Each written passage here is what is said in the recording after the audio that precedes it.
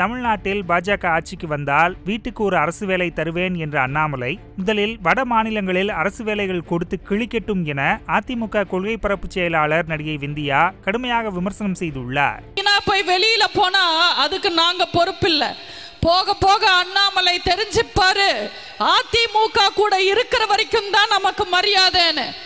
அண்ணாமலை என்ன பேசினாலும் அவர் பின்னாடியே வர்ற ஆதரவு பிரஸ்ன்னு நினைச்சார் அதிமுகவை.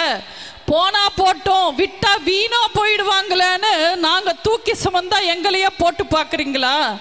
அண்ணாமலை சொல்றாரு, நாங்க தமிழ்நாட்டில் ஆட்சிக்கு வந்தா ஒரு வீட்டுக்கு ஒரு அரசு வேலை தருவேன்னு.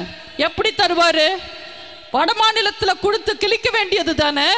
வடக்குல 10-15 மாநிலத்துல பிஜேபி தானே ஆட்சி செய்யுது, அங்க வேலை கொடுத்து கிழிக்க வேண்டியது தானே. அங்க பொழப்பில்லைன்னு தானே இன்னைக்கு பார்லர்ல இருந்து பானிபூரி விக்கிரமம் வரைக்கும் வடக்குல இருந்து பொழப்பு தேடி தமிழ்நாட்டுக்கு வராங்க.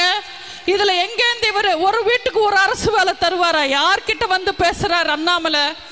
அண்ணாமலை வேணும்னா ஹிந்துத்துவா பேசி திமுகவை எதிர்க்கலாம். ஏன்னா திமுக ஹிந்து விரோத கட்சி, அதிமுக அப்படி கிடையாது.